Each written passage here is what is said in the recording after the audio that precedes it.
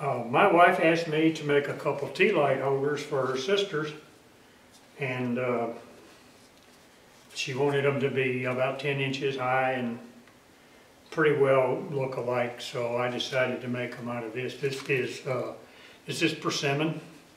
Been laying out a few years, got it out of a neighbor's pasture, and it's somewhat spalted, has some wormholes in it.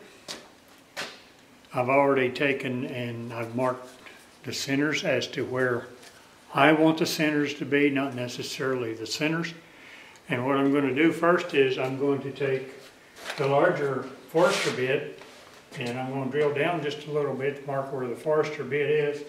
Then I'll take a smaller one and drill down to the desired length, and I'll do this on both ends. And after I get the smaller one built down to the desired length, I will put the big one back in. What this does basically is it saves the big bit more than anything. Works quite well. I don't know if you know or not, but persimmon is an extremely hard wood.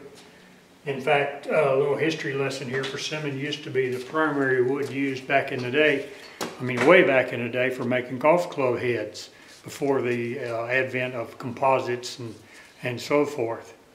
So we're going to proceed with this, and I'll go ahead and drill these out.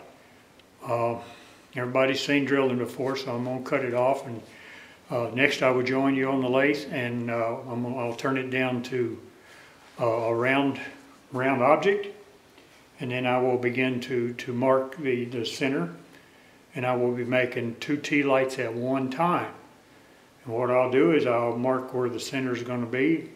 The tops will be on both ends. They will be drilled, both of them will be drilled to accommodate the Tealight glass itself, which is right here. They will be both accommodate that. And this provides an additional benefit of having a center for the drive chuck and a center for the tail, the live center in the tail. So it's pretty hard for it to come out of the lathe when it's like that. So we'll proceed, and I'll see you in a little while.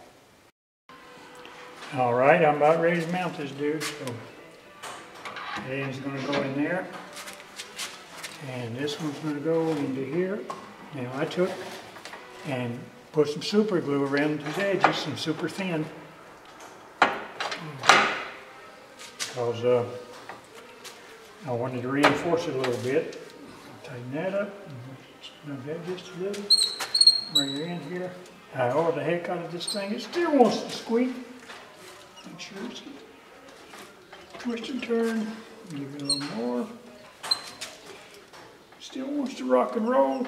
Give it a little more. A little rock and roll still. Well, it feels pretty tight now. Let's just see how bad it is here. Wobble, wobble, wobble. Well, that's not that bad, really. I can cut that off. Okay, I'm going to start here in a minute. I'm not going to waste your time showing you all this stuff, because I know you can see this in lots and lots of places. Like I said before, if it isn't something a little different, I'm just not going to waste your time. Okay, I pretty well got a cylinder now. In case you're wondering, I wear gloves until I get done with my roughing. Mainly because some of them big chips flat hurt, and I don't like pain. So anyway, I'm getting ready to take a closer look at it, and we'll see what we've got. Get rid of the gloves, don't need them anymore. I'll go ahead and zoom in here, see what we're looking at.